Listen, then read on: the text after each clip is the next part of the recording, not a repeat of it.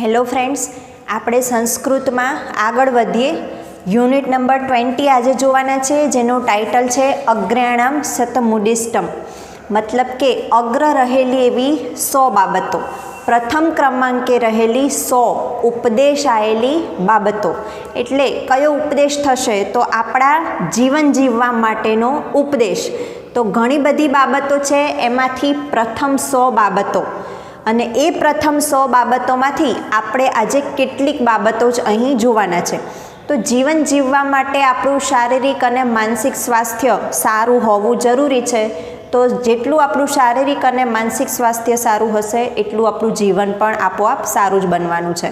તો એવી રીતે જીવનને ટકાવી રાખવા માટેની કેટલીક જરૂરી બાબતો જે ઉપદેશ આપવામાં આવેલ છે, એ બધી બાબતો આપણે અહીં જોવાના છીએ.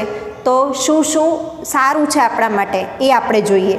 તો આ શરૂઆત કેવી રીતે છે? તો ચરક સંહિતામાં સૂત્ર સ્થાને પંચવિંશતિતે મતલબ કે 25મા અધ્યાયમાં, ચરક સંહિતામાં 25મા અધ્યાયમાં આત્રેય ઋષિ પોતાના શિષ્ય અગ્નિવેશને આ બાબતો માટેનો ઉપદેશ આપે છે કે આ મેટર સારી છે જીવન જીવવાની, તો આને આપણે અગ્રસ્થાને મૂકવી જોઈએ અને એ મુજબનું આચરણ કરવું જોઈએ.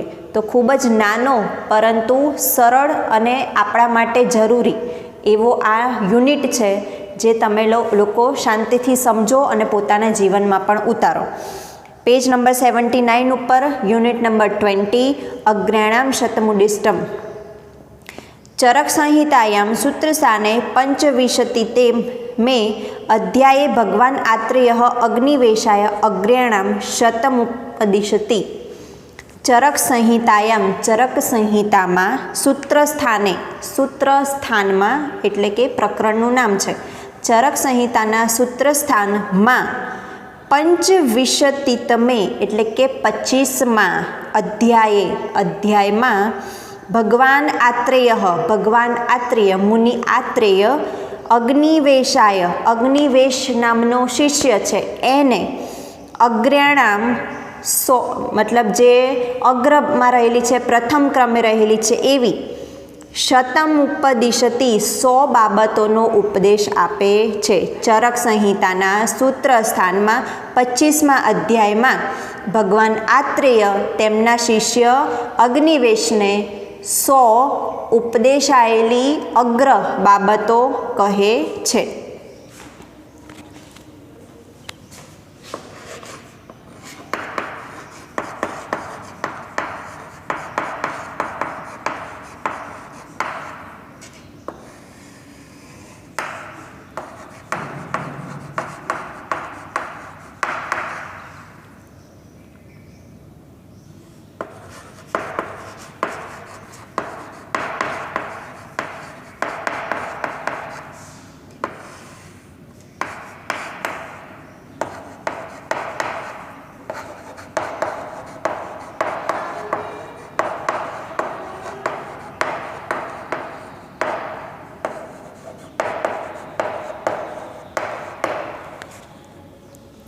तत्र शतमुदिष्टेषु किंचिद अत्र संगृह्यते. ते 100 बाबतो जे उपदेशाયેલી છે તેમાંથી કિંચિદ થોડીક અત્ર સંગૃહ્યતે અહીં સંગ્રહેલી છે. એટલે 100 બાબતે આપણે આ યુનિટમાં નથી જોવાના, પણ એમાંથી કેટલીક જ બાબતો અહીં જોવાના છે. તદ્યથા તે આ મુજબ છે. તો હવે એ બાબતો આપણે શરૂ કરીએ. તો અહીં તમે જોશો ટેકનિકલી તો ક્યાંય છેલ્લે જે પેરેગ્રાફ પૂરો થાય છે ત્યાં જ પૂર્ણ વિરામ આવે છે. બાકી આખા પેરેગ્રાફમાં ક્યાંય પૂર્ણ વિરામ નથી. બધે કોમા કરીને એક પછી એક બાબતો આપણને કહેવામાં આવી છે. તો એક કોમા આવે ત્યારે એક વાક્ય પૂરું થાય, એક ઉપદેશ પૂરો થાય, એમ આપણે સમજવાનું છે. અને અંતે યુનિટ પૂરો થશે ત્યારે ફૂલ સ્ટોપ આવે છે. એટલે આ ટેકનિકલી થોડું તમે ધ્યાનમાં રાખજો. હવે આપણે એક એક ઉપદેશ જોઈએ કે શું કહેવામાં આવ્યું છે. લોહિત શાલય શુકધાન્યનામ. લોહિત શાલય એટલે લાલ રંગના ચોખા. શુકધાન્યનામ એટલે કે ડુંડાવાળું ધાન્ય.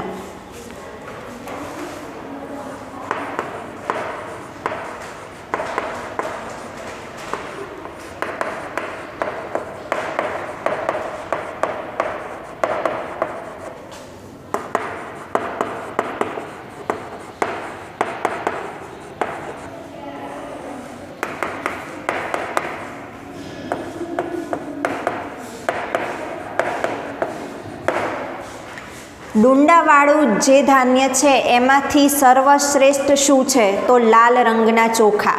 એટલે આપણા આરોગ્યની વાત છે કે આપણે જો ડુંડાવાળું ધાન્ય ખાતા હોઈએ એમાંથી સર્વશ્રેષ્ઠ છે લાલ રંગના ચોખા, તો એ આપણે આહારમાં સમાવેશ કરવો જોઈએ.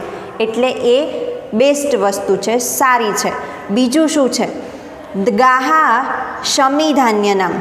શમી ધાન્યમાં દ્ગાહા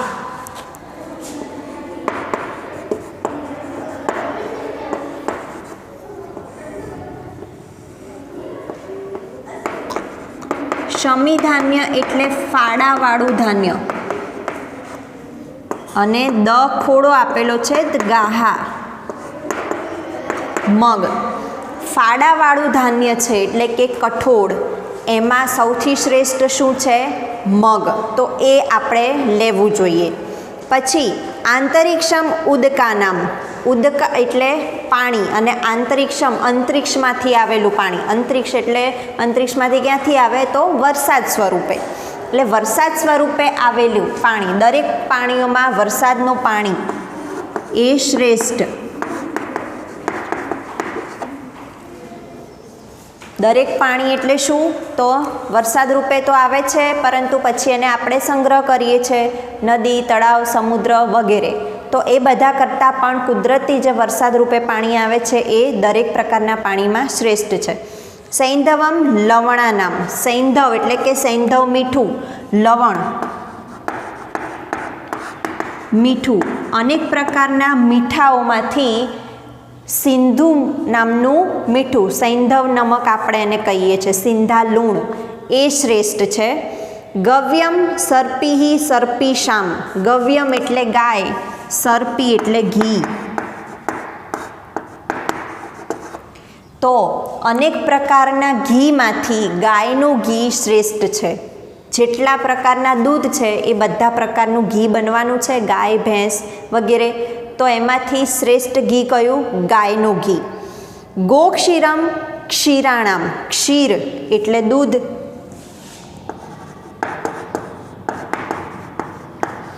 ગોક્ષીરમ એટલે કે ગાયનું દૂધ. જે રીતે ગાયનું ઘી શ્રેષ્ઠ છે એ રીતે ગાયનું દૂધ પણ શ્રેષ્ઠ છે.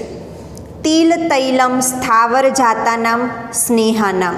તિલ તૈલમ તલનું તેલ, સ્નેહાનામ અનેક તેલમાંથી, અને સ્થાવર જાતાનામ. સ્થાવર જાતા એટલે વૃક્ષ. વૃક્ષ ઉપર જેટલી પણ વસ્તુઓ ઉગે છે એમાંથી અનેક પ્રકારના તેલ થાય છે, અને એમાંથી તલનું તેલ સૌથી શ્રેષ્ઠ છે. એટલે વૃક્ષ ઉપર ઉગતી અનેક વસ્તુઓમાંથી બનતા તેલમાંથી તલનું તેલ શ્રેષ્ઠ છે.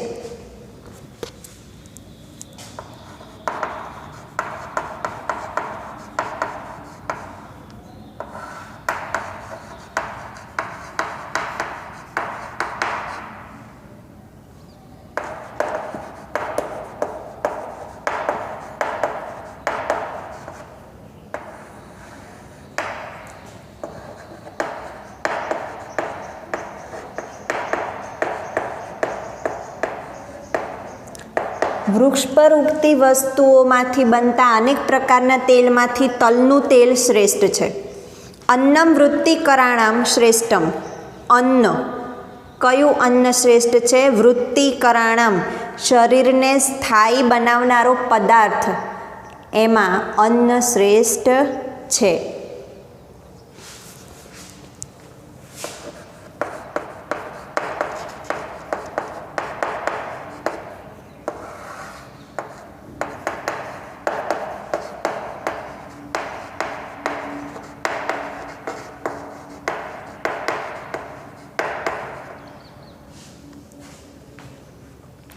ઉદકમ આશ્વાસકરણામ. આશ્વાસન, આપણે કોઈને આશ્વાસન આપવું હોય તો શ્રેષ્ઠ શું છે? ઉદકમ, પાણી. શરીરને સ્થાયી બનાવવું હોય તો અન્ન શ્રેષ્ઠ છે, અને કોઈકને આશ્વાસન આપવું હોય તો પાણી શ્રેષ્ઠ છે. એટલા માટે હાંફ ચડે ત્યારે શાંતિથી બેસીને પછી પાછું પાણી પીએ. થાક લાગ્યો હોય તો પાણી પીએ. કોઈ વ્યક્તિ રોતું હોય છે તો પણ આપણે પાણી આપીએ છીએ, જેનાથી એને સારું લાગે. તો એ પાણી એનું કામ કરે છે. એટલે કોઈને આશ્વાસન આપવું હોય તો પાણી શ્રેષ્ઠ છે. ક્ષીરમ જીવનીયાનમ, જીવન જીવવાની શક્તિમાં ક્ષીર એટલે કે દૂધ, જીવન જીવવા માટે જરૂરી શક્તિ જેટલી જરૂરી છે જે પદાર્થોમાંથી મળે છે એમાંથી દૂધ એ શ્રેષ્ઠ પ્રકારનું પદાર્થ છે. એટલે જીવન જીવવાની શક્તિમાં દૂધ શ્રેષ્ઠ છે. મધુ શ્લેષ્મ પિત્ત પ્રશમનાનામ, મધુ એટલે મધ, શ્લેષ્મ એટલે કફ અને પિત્ત, કફ અને પિત્તના પ્રશન માટે મધ શ્રેષ્ઠ છે. જેને કફની પ્રકૃતિ છે, પિત્ત થાય છે, એ લોકો માટે મધ સારું છે.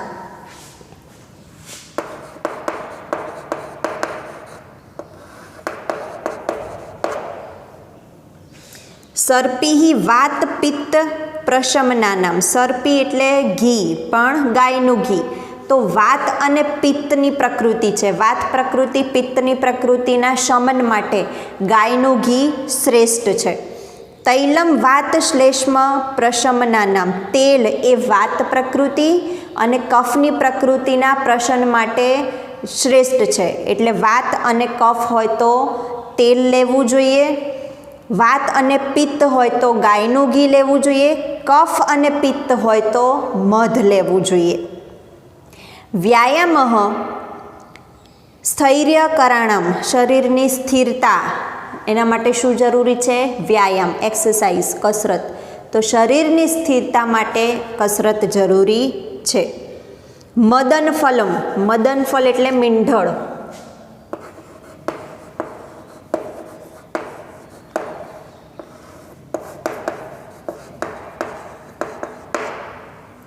મીંઢણ શાના માટે જરૂરી? વમના સ્થાપના, અનુવાસનો.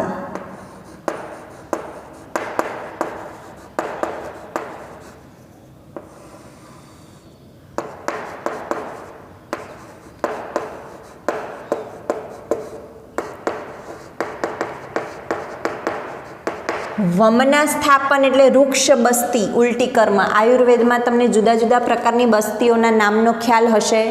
એમાંથી વૃક્ષ બસ્તી એટલે ઉલટી કરવી, શરીરમાંથી કચરો બહાર નીકળવો, એ કર્મ. અને બીજું છે અનુવાસન,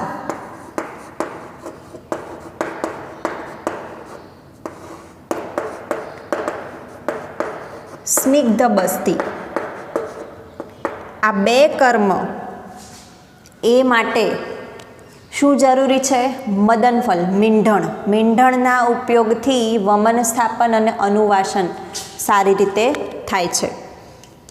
ક્ષીર ધૃતાભ્યાસ, ક્ષીર એટલે દૂધ અને ધૃતા એટલે ઘી, એ બંને શ્રેષ્ઠ રસાયણ છે. શ્રેષ્ઠ રસાયણ દૂધ અને ઘી આપણા શરીર માટે.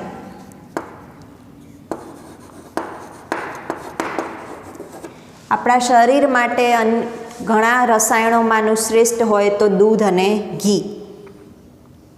ચંદનમ દુર્ગંધ હર દાહ નિર્વાપણ લોપાનામ, ચંદન, ચંદન શાના માટે?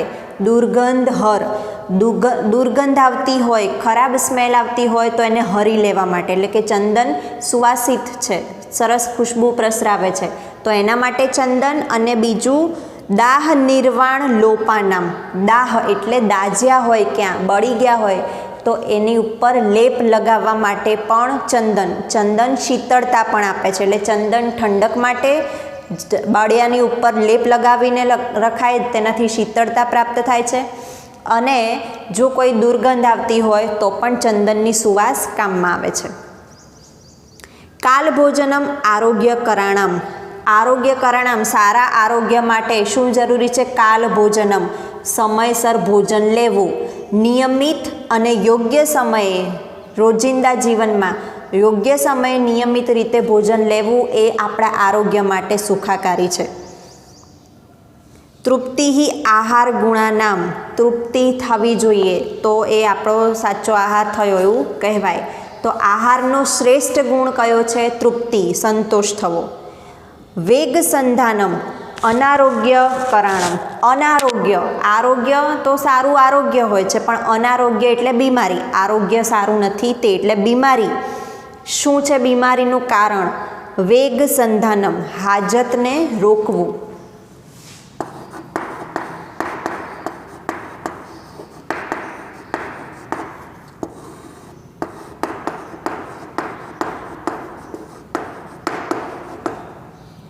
કુદરતી હાજત રોકવી તે બીમારીનું કારણ છે. નેક્સ્ટ, વિષાદઃ રોગ વર્ધનાનામ. વિષાદ, શોક, દુઃખ એ શું છે? રોગ વધારનારું છે. એટલે દુઃખના લીધે રોગ વધે છે. બહુ દુઃખ કરવું નહીં, બહુ શોકમગ્ન રહેવું નહીં. અત્યારની લાઈફમાં તમે સ્ટ્રેસ એવો શબ્દ સાંભળ્યો હશે કે બહુ સ્ટ્રેસ લેવો નહીં, તો બસ એ આ વિષાદ છે. પછી સ્નાનમ શ્રમ હરાણામ. શ્રમ હરાણામ, શ્રમ એટલે થાક. થાકને હરી લેવા માટે શ્રેષ્ઠ શું છે? સ્નાન, નહાવું. બહુ થાક લાગ્યો હોય તો સ્નાન કરી લઈએ તો રિલેક્સ લાગે છે.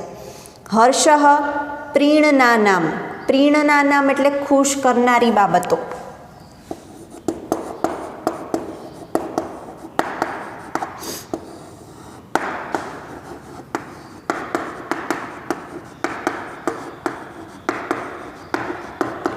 એમાં હર્ષ એ ખુશ કરનારી બાબતોમાંનું એક છે.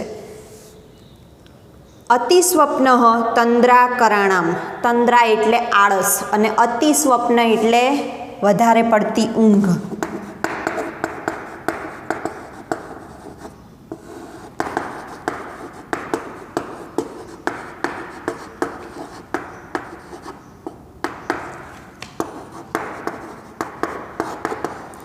વધારે પડતી ઊંઘ એ આળસનું કારણ બને છે. એટલે બહુ આળસ આવે એનું કારણ શું?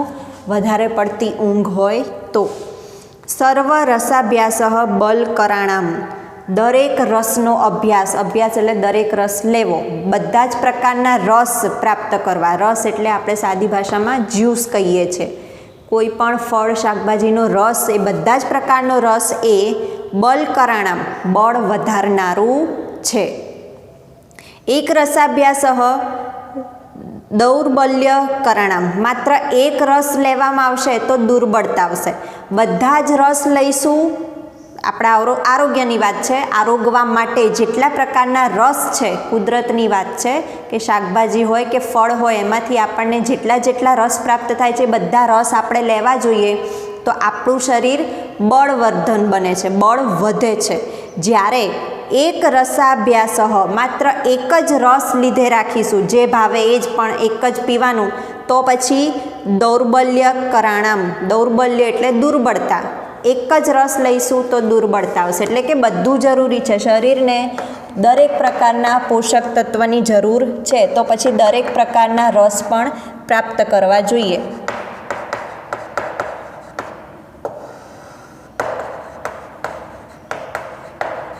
એટલે એક જ રસ લેવાનો એવું નહીં, બધા જ રસ પીવા જોઈએ. લૌલ્ય ક્લેશ કરાણામ. લૌલ્યમ એટલે ચંચળતા.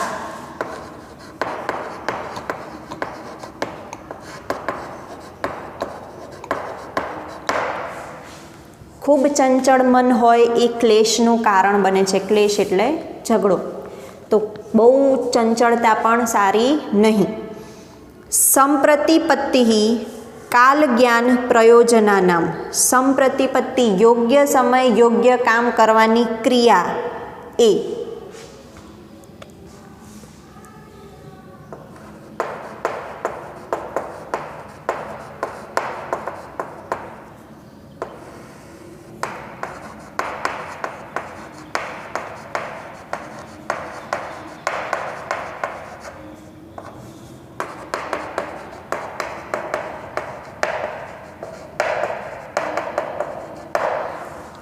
યોગ્ય સમય યોગ્ય કાર્ય થવું જોઈએ. એટલે આયોજનબદ્ધ આપણે જીવન જીવીએ, આયોજનબદ્ધ આપણે કાર્ય કરીએ તો આપણું જીવન પણ આયોજનબદ્ધ રહે છે. સારી રીતે આપણે મેનેજ કરી શકીએ છીએ. આપણને ખબર જ ના હોય કે આજે શું કરવાનું છે, કાલે શું કરવાનું છે, અને જેમ આવે એમ કરે જઈએ તો પછી એમાં મજા નથી રહેતી. એટલે થોડું સમજી વિચારીને આપણે કામ કરવું જોઈએ. એટલા માટે તો આપણે જીવનમાં ટાઈમ ટેબલને વધુ પ્રેફરન્સ આપીએ છીએ. સ્કૂલમાંથી લઈને આપણા રૂટીનમાં ટાઈમ સેટ હોય છે, અથવા તો સેટ કરવો પડતો હોય છે કે આ મુજબ આટલા વાગે તો ઉઠવાનું, આટલા વાગે ખાઈ લેવાનું. આ બધું રોજિંદા જીવનનું એક વ્યવસ્થિત શેડ્યુલ થાય તો પછી આપણું શરીર પણ એ મુજબ સારી રીતે જીવવા પ્રેરાય છે. રોગથી દૂર રહે છે. એટલે યોગ્ય સમય યોગ્ય કામ જરૂરી છે. મતલબ કે ખાવાનો સમય થયો હોય તો ખાઈ લેવું જોઈએ, ઊંઘવાનો સમય થયો હોય તો ઊંઘી લેવું જોઈએ વગેરે. આ એક્ઝામ્પલ દ્વારા તમને સમજાવ્યું. અધ્યવસાય ફલાતિપત્તિ હેતુનામ. અધ્યવસાય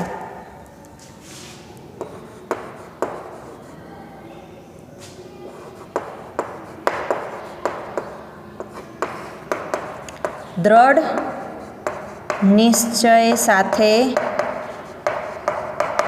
કાર્ય કરવાની વૃત્તિ. અધ્યવસાય દ્રઢ નિશ્ચય સાથે કાર્ય કરવાની વૃત્તિ એ ફલાતિપત્તિ હેતુનામ. કોઈ આપત્તિ આવે છે તો પણ એમાંથી આપણે બચી શકીએ છીએ અને કોઈ સારા ફળનો હેતુ હોય એ પણ પ્રાપ્ત થાય છે. એટલે કે દ્રઢ નિશ્ચય કરીને જ કાર્ય કરો. કોઈ કાર્ય હાથમાં લેવાનું વિચારીએ છીએ તો નક્કી કરો કે એ પૂરું કરીશું, એ સારી રીતે જ પૂરું કરીશું, એ આટલી સમય મર્યાદામાં પૂરી કરીશું. આમ એક ફર્મ ડિસિઝન લેવું પડે, દ્રઢ નિશ્ચય. તો પછી તમે આપત્તિમાંથી પણ બહાર આવી શકો છો અને સારા ફળની પ્રાપ્તિ પણ કરી શકો છો. અસમર્થતા ભયકરણમ. અસમર્થતા એ ભયનું કારણ છે. એટલે સક્ષમ ન હોવું એ મોટામાં મોટો આપણો ભય છે. કામ ન કરી શકવાની અસમર્થતા. તદ્વિધ્ય સંભાષા બુદ્ધિવર્ધનાનામ.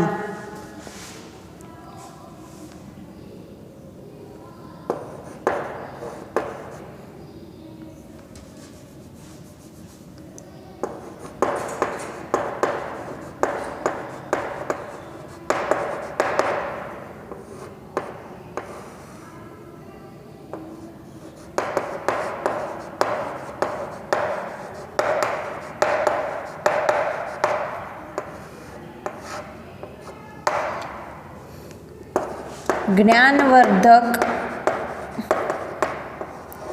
ઉપાયોમાં તે વિદ્યાના જાણકાર વ્યક્તિઓ સાથેનો સંવાદ. તદ્વિદ્ય સંભાષા તે વિદ્યાના જાણકાર વ્યક્તિઓ સાથેનો સંવાદ. બુદ્ધિવર્ધનાનામ જ્ઞાનવર્ધક બાબતો. એટલે કોઈ વખત આપણે કોઈ મુશ્કેલીમાં હોઈએ અથવા તો કોઈ સિચ્યુએશનનો હલ નથી મળતો તો પછી એના માટે આપણે કોઈકની સાથે ચર્ચા કરવી જોઈએ જેનાથી આપણને હલ મળી શકે. તો કોની સાથે ચર્ચા કરવાની? એ જે તે વિદ્યાના જાણકાર હોય તેની સાથે. એટલે બીજા કોઈ સાથે ચર્ચા કરવી નહીં. જેને કંઈ ખબર જ નથી પડતી એની સાથે આપણે ડિસ્કશન કરીને આપણો સમય વેડફીએ છીએ. તો માની લો કે કોઈ એઝ અ સ્ટુડન્ટ, તમને વિદ્યાર્થી તરીકે એવું થાય કે મને બાયોલોજી સબ્જેક્ટમાં ખબર નથી પડતી, તો પછી બાયોલોજી સબ્જેક્ટમાં કોઈ ટૉપિક છે એના વિશે તમારે જાણકારી મેળવવી છે, તો શું તમે ઇંગ્લિશના ટીચરને પૂછશો? શું તમે સંસ્કૃતના ટીચરને પૂછશો? શું તમે ફિઝિક્સના ટીચરને પૂછશો? ના. જે તે વિદ્યાનો જાણકાર જે વ્યક્તિ છે એને જ પૂછીશું. એટલે તમારે કોને પૂછવું પડશે? બાયોલોજીના ટીચરને. સેમ વે સંસ્કૃત ભાષામાં કોઈ ટૉપિકમાં ખ્યાલ નથી આવતો તો પછી તમે બાયોલોજીના ટીચરને પૂછી શકશો નહીં. તો આ વાત છે, સિમ્પલી તમને મેં ઉદાહરણ દ્વારા સમજાયું કે આપણે ક્યારેક આપત્તિમાં હોઈએ અથવા તો કોઈ સમસ્યાનું હલ ન મળતું હોય તો જે તે વિદ્યાના જાણકારને જ એની સાથે જ સંવાદ કરવો જોઈએ, અન્ય સાથે નહીં. આયુર્વેદ અમૃતાનામ. દરેક પ્રકારના અમૃતોમાં શ્રેષ્ઠ અમૃત શું છે? આયુર્વેદ. આયુર્વેદ વિશે આપણે અગાઉ પણ વાત થઈ ચૂકી છે. આપણે ઇંગ્લિશ સબ્જેક્ટમાં પણ આના વિશે ભણવાનું આવે છે કે આયુર્વેદ એ માત્ર રોગોનું નિવારણ નથી, રોગોનો ઉપચાર નથી, પરંતુ જીવન જીવવાની શૈલી છે, સારું જીવન જીવવાની શૈલી છે. તો દરેક પ્રકારના અમૃતોમાંથી આયુર્વેદ એ તો શ્રેષ્ઠ છે. સદ્વચનમ અનુષ્ઠેયાનામ. અનુષ્ઠાન કરવા લાયક કાર્ય એમાં શું છે? સદ્વચન, સારું વચન. સારું વચન કોણે આપ્યું હોય? સત્પુરુષે. કોઈ સત્પુરુષ દ્વારા બોલાયેલું વચન એ મુજબ કરવું એ કરવા લાયક કામમાં શ્રેષ્ઠ છે.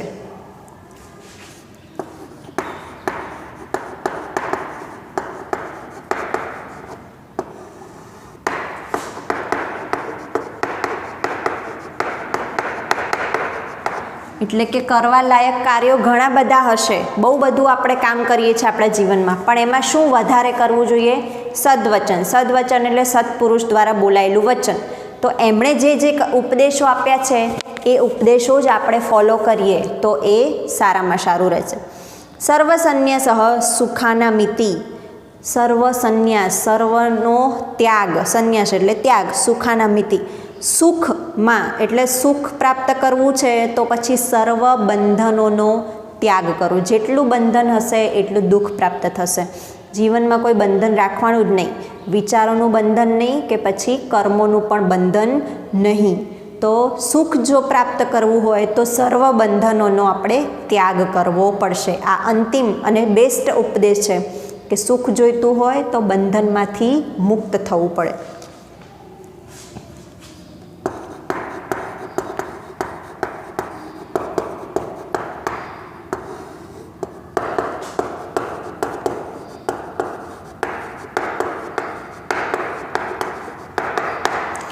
તો આમ આપણે અહીંયા આ યુનિટ પૂરો થાય છે, જેમાં અગ્ર રહેલી, પ્રથમ ક્રમાંકે રહેલી જીવન જીવવા માટેની 100 ઉપદેશાયેલી બાબતોમાંથી કેટલીક બાબતો જ આજે આપણે અહીં ભણી ચૂક્યા છે. તો આશા રાખું છું કે તમને એમાં ખ્યાલ આવ્યો હશે, અને સાથે સાથે જો ખ્યાલ આવ્યો હોય તો પછી તમારા જીવનમાં પણ આ ઉપદેશાયેલી બાબતોને ઉતારવાનો પ્રયત્ન કરશો. Thank you.